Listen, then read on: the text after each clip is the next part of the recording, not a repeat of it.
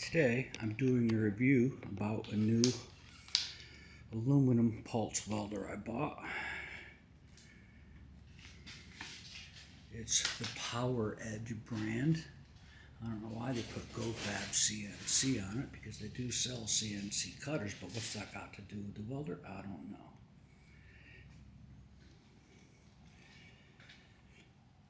So I have a lot of aluminum welding I'm going to do. And I want to feed the wire out of the aluminum wire out of the whip. Will you turn the machine on? I want to see the display light up.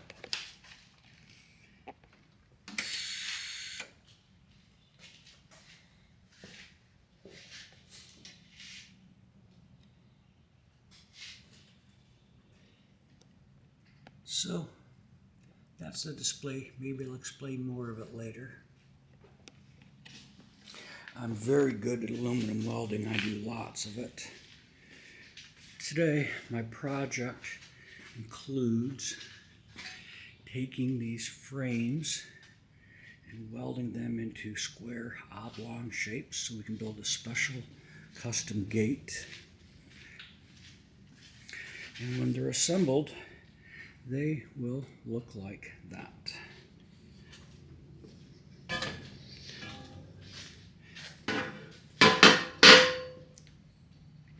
The aim is to make the corners 90 degree, smooth off our welds, clean it up. We're going to put an aluminum wire mesh across it called expanded metal, and it will become part of a security gate. Now, currently, I also have Lincoln pulse welders, super crazy expensive. That's a PowerWave 350.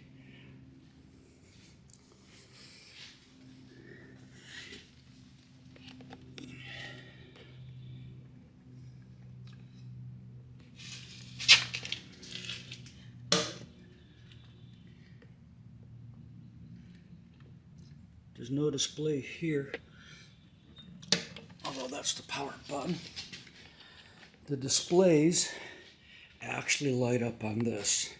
That's the power source, and it supplies these wire feeders. These wire feeders are 25 power feeds. Very sophisticated, very complex, crazy fucking expensive. That one power source will supply both of them. I can't use them simultaneously. I can use one or the other at the flip of a switch, which is good because this one's dedicated for aluminum wire and this one's dedicated for steel, so I can do steel spray arc. So I can switch from steel to aluminum at the flip of a switch. With the cart, with the wires, oh my God, does Lincoln think those wires are gold? The whole setup right there, brand new, would be worth $25,000. So I have top-notch machines. And today I'm trying a poweredge. The question is, how does a $1,500 welder hold up to $20,000 welders for aluminum? And I am going to find out. I actually know that answer. I built these with it, so I don't really have much question what can it do. So I'll add some more video to this as we go. So this is the next one we weld together. We're going to weld the 45-degree corners together, and this one will come out oblong. So we're going to put some squares in there and clamp them in to maintain our 90 degrees. On the bigger ones, we'll do all four corners simultaneously. But this one's not big enough to hold that square in there and this one simultaneously. So we got to do two halves. Then when we're done, weld the two halves together. So while I'm welding, I may get some camera shot for you. Okay. Now we've got our 90s clamped in. I like this style. They're cheap, they're accurate, they're easy to clamp in, and they give me good 90-degree corners. If my cutting was good, I have a nice tight fit for welding. So I don't want to weld the outside first because as it shrinks and contracts, it'll draw them further open. So I'll weld the top, I'll flip it over, I'll weld the bottom, then I'll put the two half frames together. Then I'll weld the outsides because at that point, warpage is no longer an issue once it's all assembled.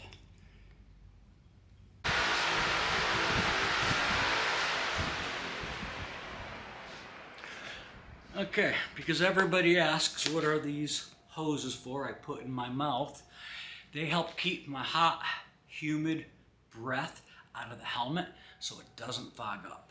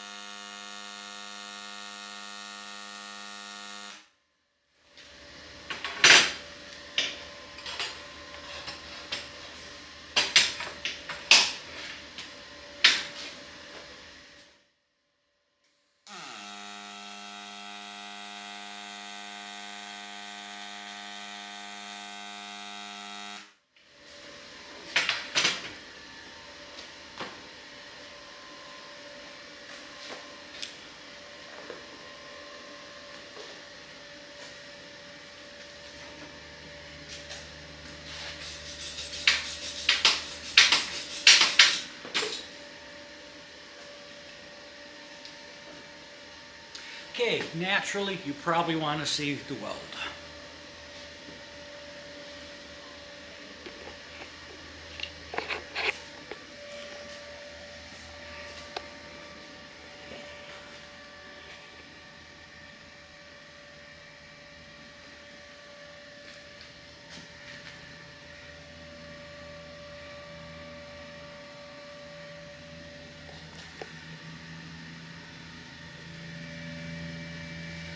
It's nice, smooth, consistent. It's exactly what I want a weld to look like. And especially since we're going to be grinding them off.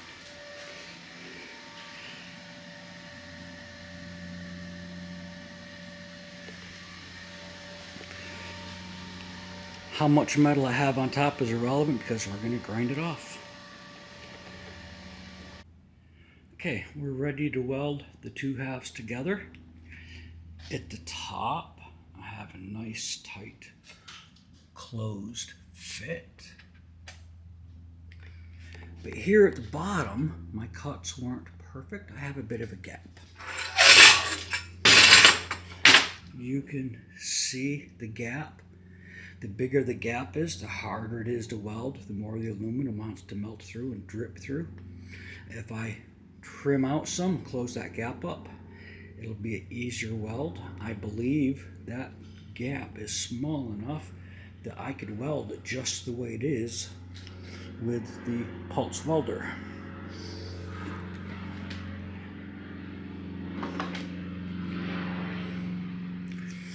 I'm tempted to clean my gap up by running the cutoff disc down through it, and that will allow me to close it tighter and get a better fit, and I'm guaranteed 100% good weld. I'm convinced now that I can weld that gap and I'll still do good. So, do I make it better or do I go with it?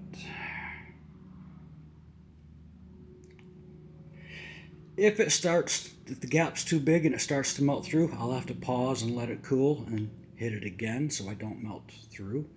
And I'm willing to do that. So we're going to weld it just the way it is with that pulse welder. It's pretty good at not giving me too much heat.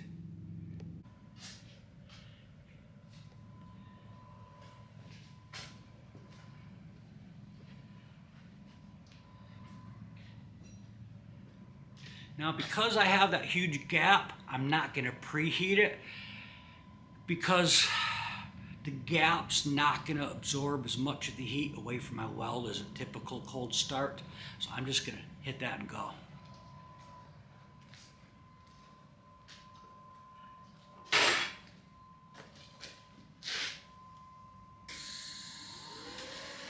It helps if you put a ground on.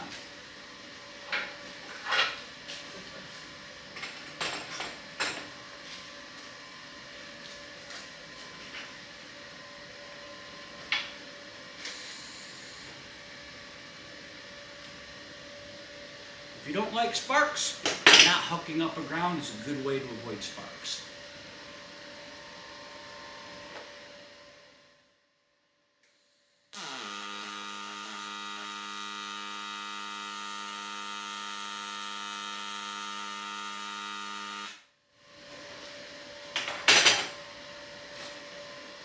Worked out good.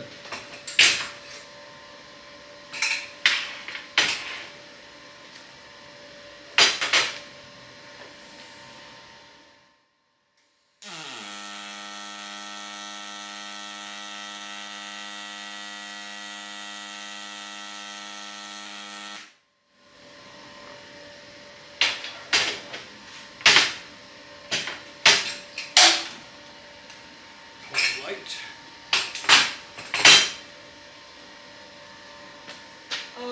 I have a bit of a gap, so I'm not going to preheat it.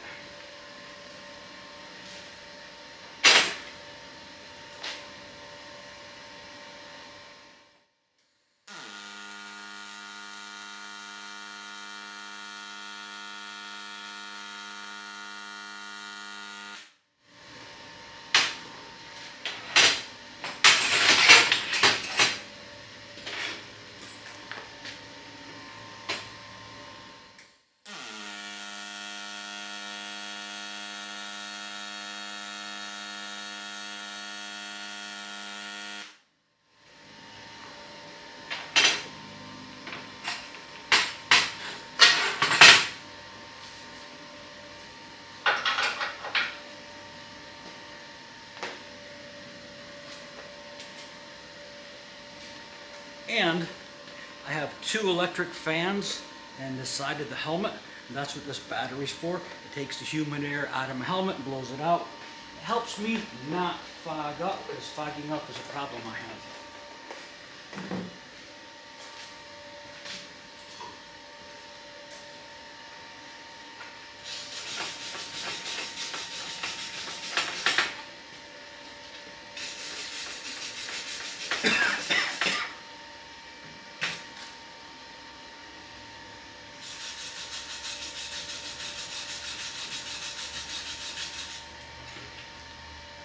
Okay, you want to see the welds. Considering this is about how well does that power edge welder do.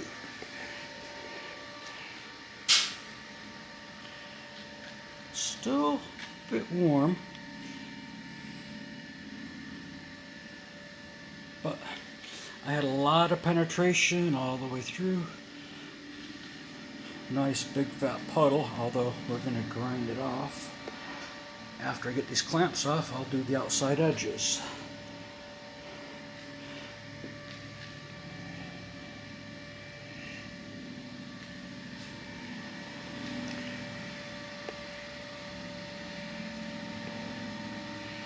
Now, my priority here was not how pretty the weld was or the puddle, it was did I get to the full penetration, which this is 1/8 inch aluminum, and yes, I got a full penetration.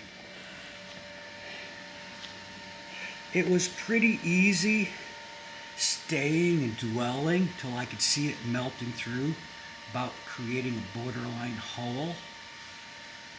And moving on, because this has got some great heat control because it's computerized. That's what pulse welders do.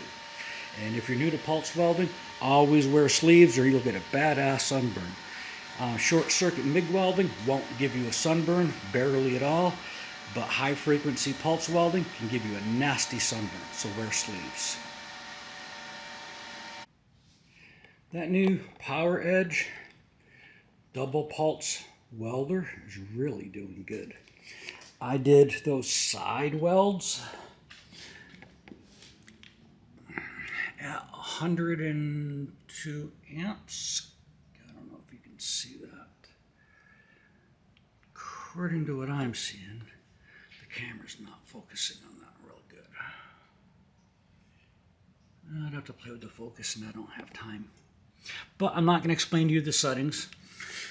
If you buy a pulse welder, you'll have to learn how to use it. So now, I want to weld these outside edges. They have very little gaps.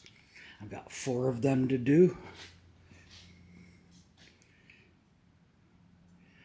Then, and I'll still do that at 102 amps.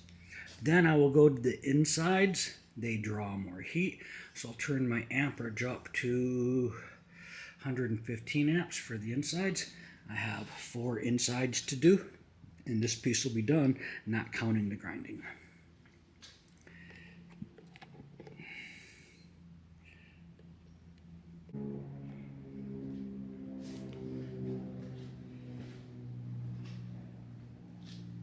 Sleeves, because I don't want unnecessary sunburns, because I have a lot of this to do. I could do 10 minutes of welding and it would be a strong suntan, but much beyond 10-15 minutes of welding, that sunburn will burn you.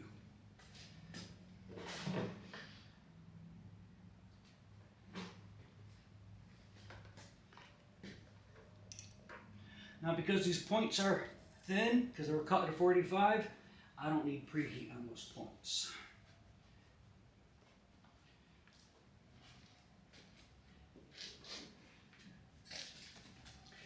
But I do need a steady hand.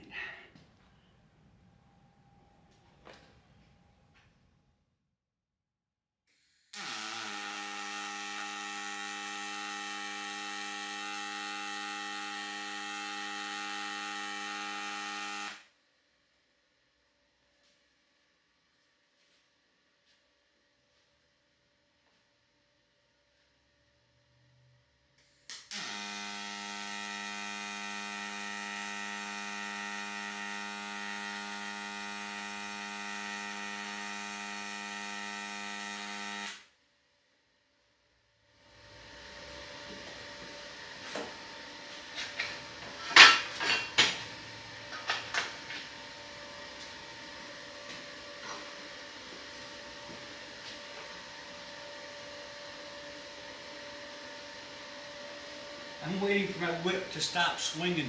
That movement will shake my hand a little bit and it messes with my weld.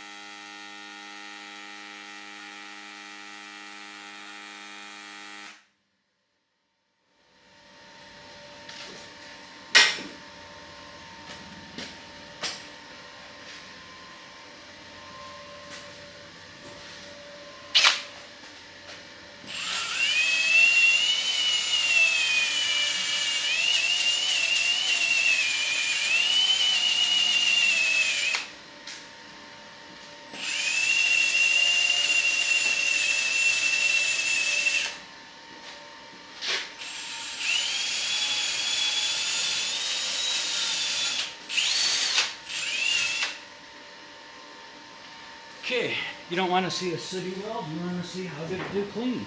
So I will show you. Take my battery. We're in Florida right now. It's 75 degrees and 75% humidity. It is freaking hot and humid.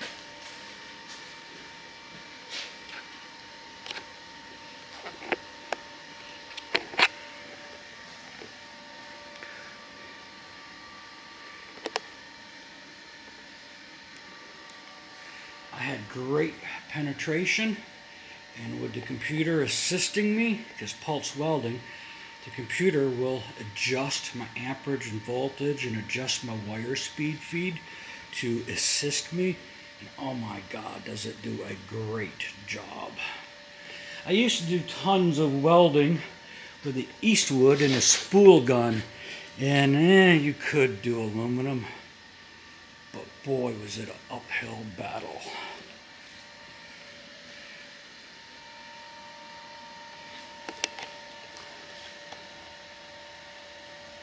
This pulse welding, so much easier with that computer helping you. So my corners came out good, and it's a shame we're going to grind all the weld off and make it invisible. But if this was a money weld that would be seen, I would certainly be proud to let these welds be visible. I don't have much use for a stack of dimes look from TIG welding. It's not what my customers want to pay for. Next, I'm going to weld those inside corners closed, and I'm going to raise my amperage 12, 13 amps for extra heat, because the inside draws the heat away real fast.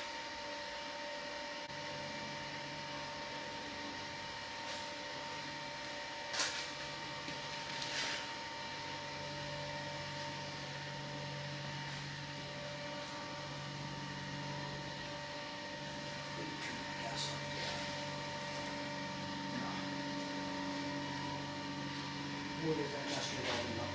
It don't have gas.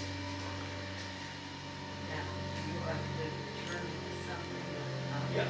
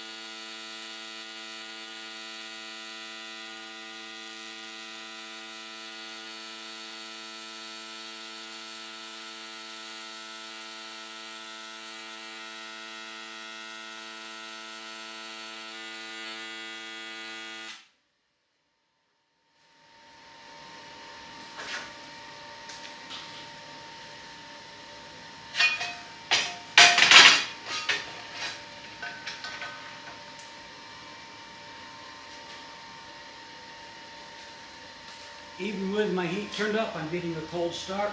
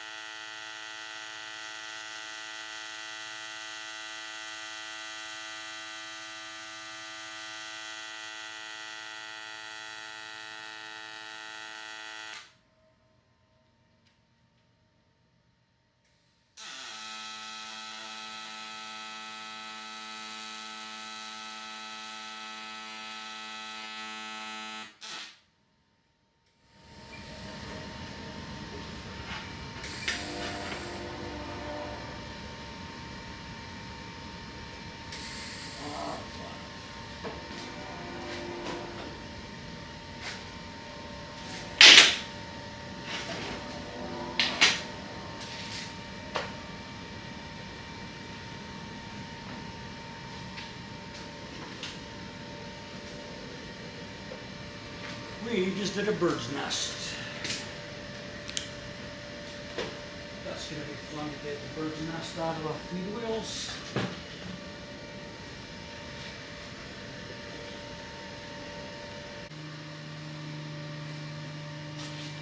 Okay, I just pulled the bird's nest out of the feed wheels. I'm not going to blame the machine for the bird's nest. I've been doing this for, a lot of years. Every time I get a new machine, when you're feeding aluminum wire through a whip and not a spool gun, you're pushing it. Aluminum is very flexible. It's like pushing a rope uphill. I have learned over the years that I can loosen my feed wheels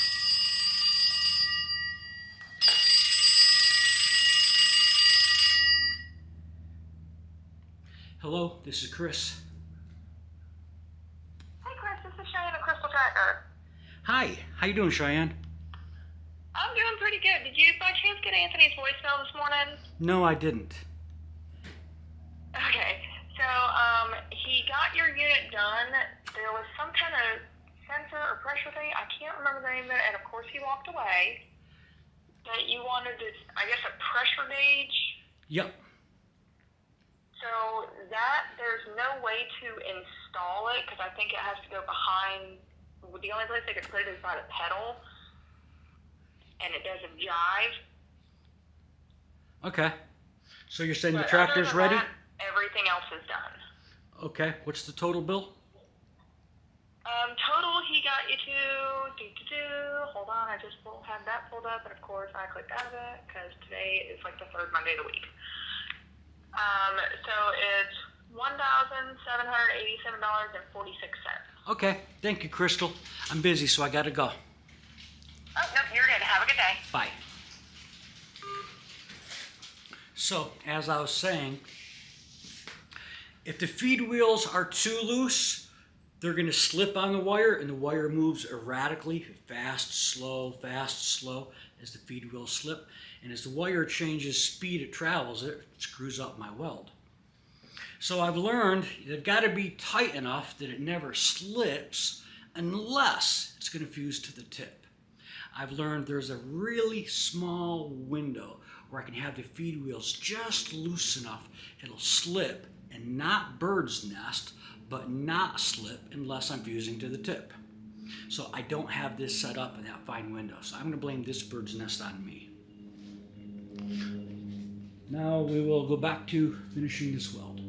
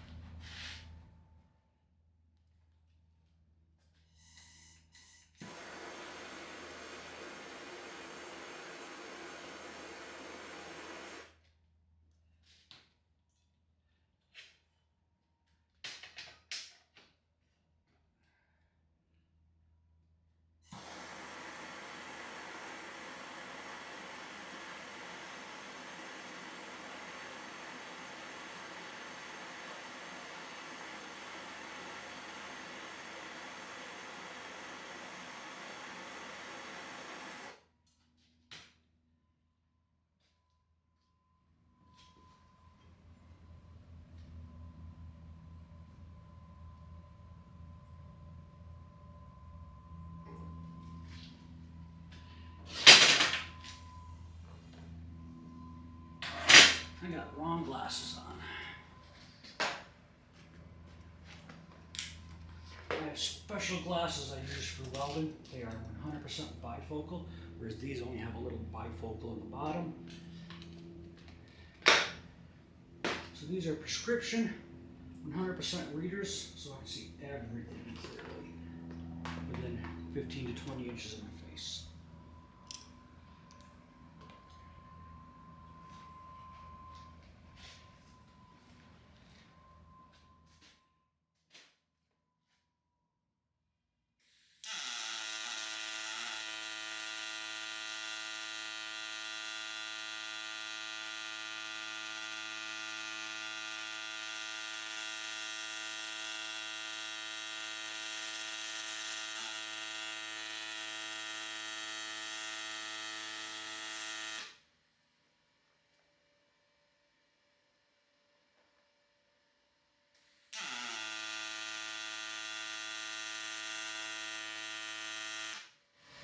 A little bit fat, but it's in there.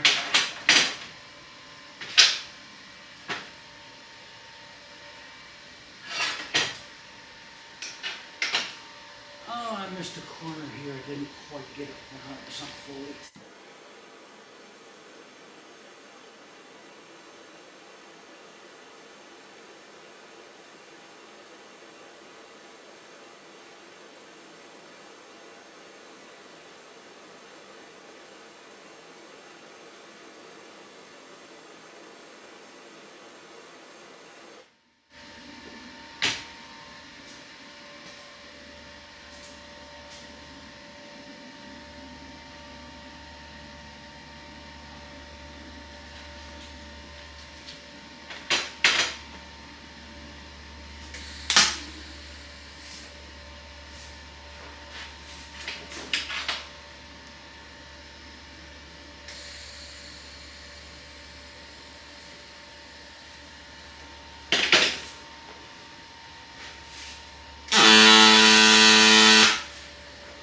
That's better.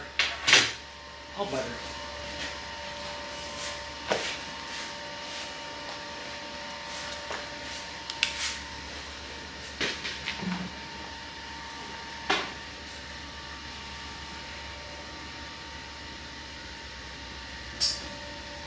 So I'm still learning this machine compared to my other 3 pulse welders.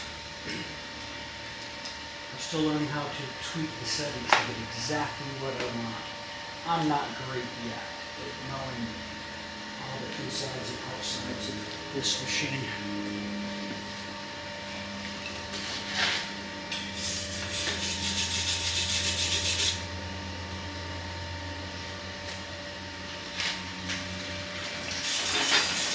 Wow, he's hot.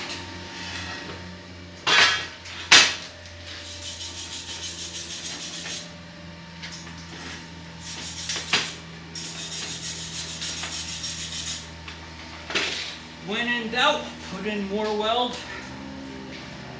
to be sure.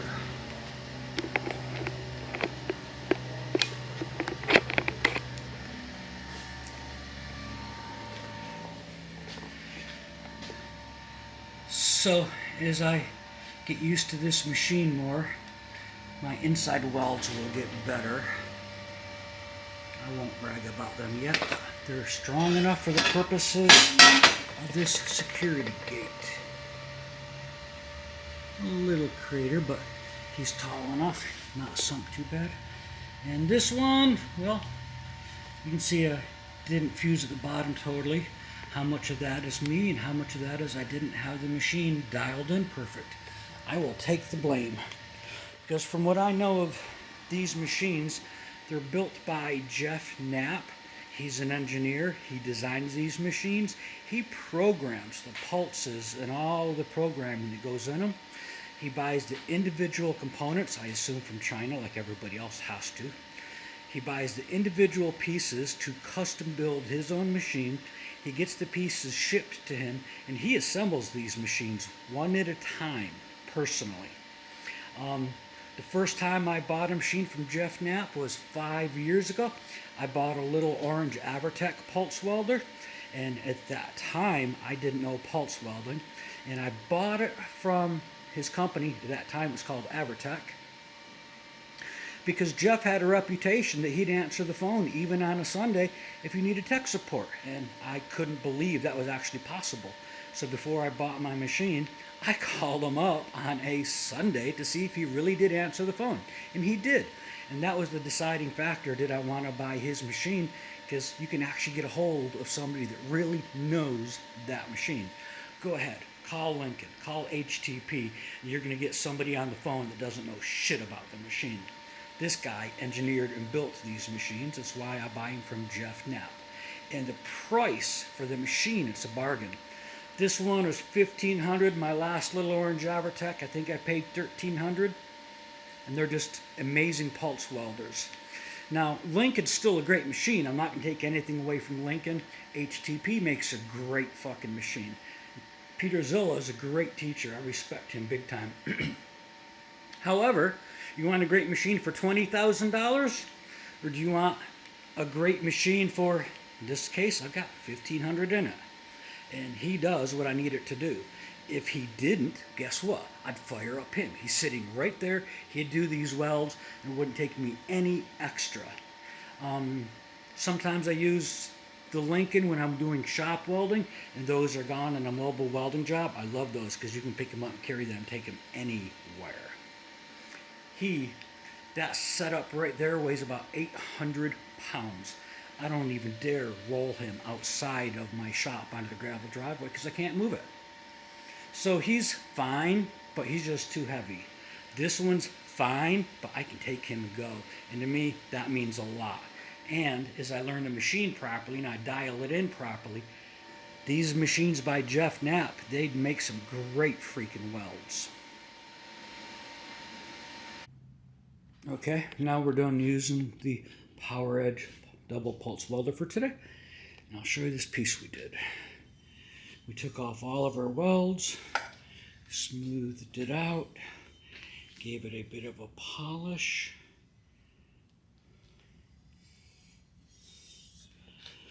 Now we're not trying to make a uniform polish. This is just a security gate. It will live outside on top of a Hyatt hotel, so non-guests can't get into the pool area.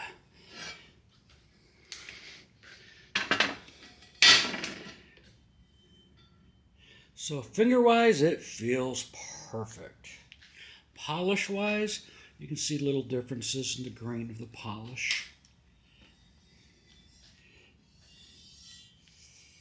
So later I'll take away a brush and I'll clean the soot out of the inside corners.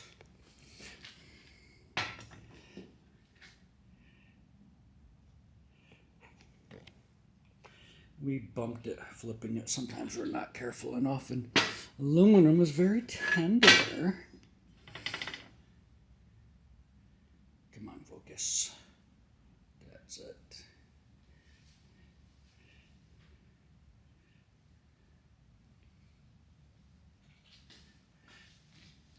I'm gonna have to change my, oh, I gotta keep focusing the brackets. I'm not a photographer, but that's the finished piece. Now we add him to those piles of finished pieces. And then we've got 5 more to build. And then we put our expanded metal on, which is this stuff. It's aluminum. I'll show you our stack of it.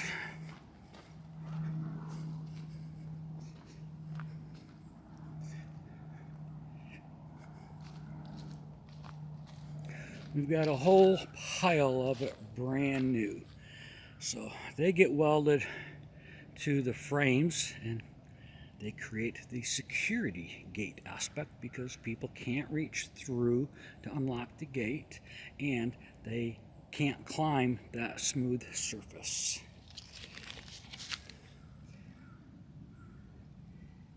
So to give you size perspective, that's it. Goodbye.